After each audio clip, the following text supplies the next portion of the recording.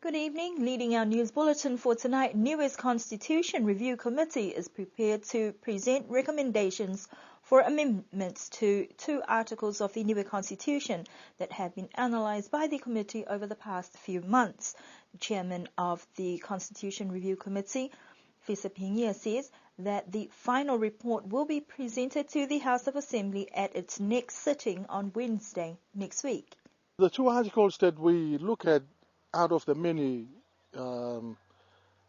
articles that were in our terms of reference, we decided on the important issues, but not controversial. So we end up decided on the Article 20, which is the post of the Speaker of the Assembly, and also the membership, Article 64. Membership of the Niue Public Service Commission. We decided to make recommendation to the Assembly to reduce the membership of the Commission from 3 to 1, and also for the Speaker's post to be elected within the 20 members of the Assembly rather than elected from outside of the Assembly. In terms of those changes or proposed changes, especially with the selection of the Speaker of the House, what implications will that have if that particular member is a representative for a village constituency? It won't change my membership as a member for Tuapa, for example.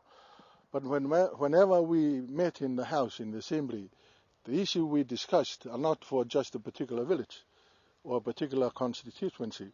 It is for the national issues. So the interest of the island as a whole is important rather than just a village.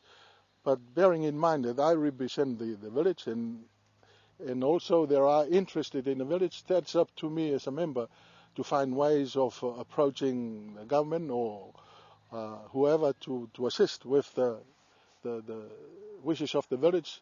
But the committee doesn't see that as a hindrance to the work of a member who is also to become a speaker if he or she is elected to be a speaker.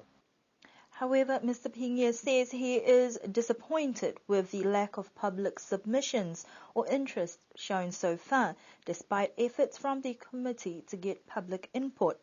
According to Mr. Ping, there will be an opportunity after the second reading before the final reading to hold public consultations to further explain the changes.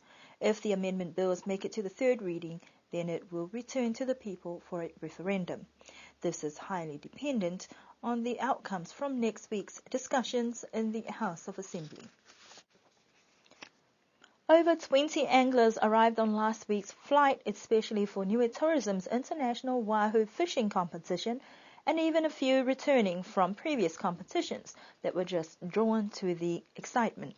Despite all the hype and promotions, the event was postponed over the weekend due to foul weather, but the hope is for better conditions this week. We caught up with Niue Tourism Director Hayden Porter today down at the wharf. Well, Mother Nature has a funny way of throwing curveballs at you all the time. We did see the forecast. We've been monitoring the forecast a lot. We did think that it was going to be a challenge to get out on Saturday. So on Friday afternoon we made the call to actually call in the weather day. We always had one day up our sleeve, and the forecast was looking good for this week, and it has turned on a stunner. It gets better again tomorrow and better again on Thursday. So again, fingers crossed Mother Nature also decides to throw us some fish along the way. I think a few of the canoes have already been in to weigh in, and it's showing good promise for the day. Tourism Director Hayden Porter says that numbers are up this year, with 26 anglers out on the water, some even bringing their partners along, and some major sponsors on board.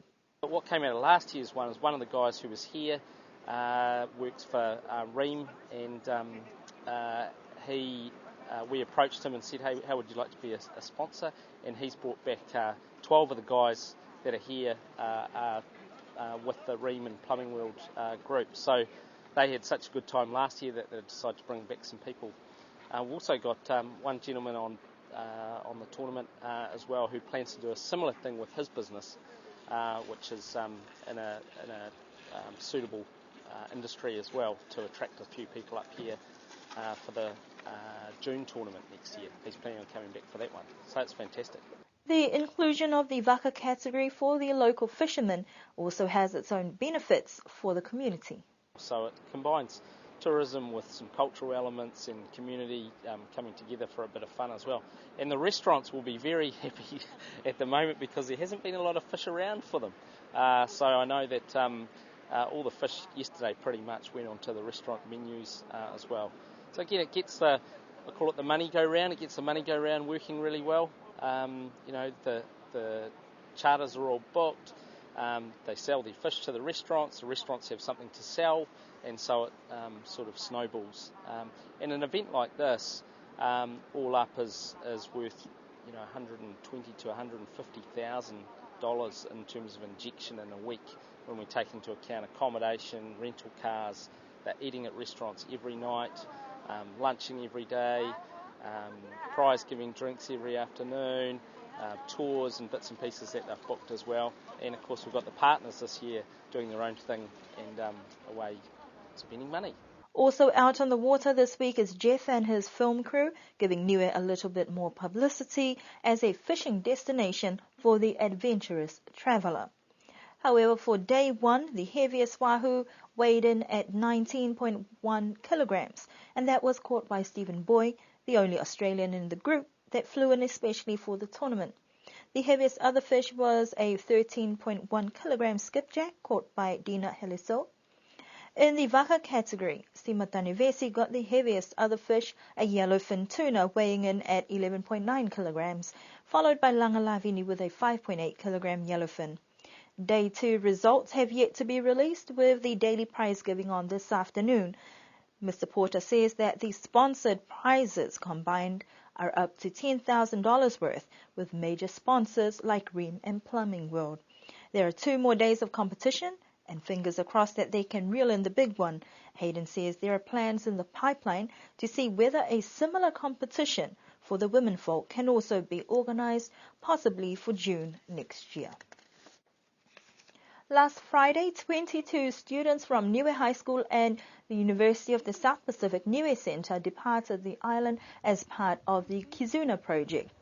Families were at the airport to farewell the students who will be away for 3 weeks on what will be an educational tour. The Niue group is led by Youth Officer of Community Affairs, Charlene Tsukioha. The Kizuna project is a youth exchange program run by the Japanese government with the objective of promoting other countries' understanding with regards to Japan's road to recovery. The group are now in Japan and are due to return on the first week of October. Local businesses elected a new committee at the Chamber of Commerce annual general meeting last week.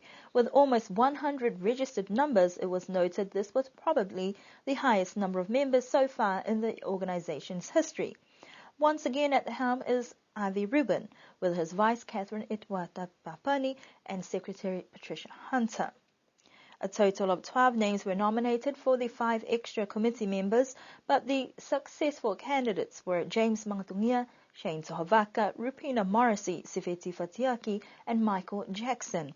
The treasurer position was unopposed, with Maureen Malikitama remaining in the post for the next 2 years. The hope is that the executive will be able to continue work to strengthen the private sector to ensure equal benefits for all. The Niue Rugby Union Sevens tournament kicked off last Saturday with 6 teams taking to the field. The pool playoffs had 3 teams in 2 pools. Local competitions have been few and thin, and the season deferred due to players committing to other sports. The first of 2 tournaments saw the team from Alofi, who proved victorious, winning and coming out on top. Vaiava had to settle for runner-up, while Likula Kapamutalo in 3rd, Tuapa in 4th, Southern Barbars in 5th, and Hakupu in 6th placing.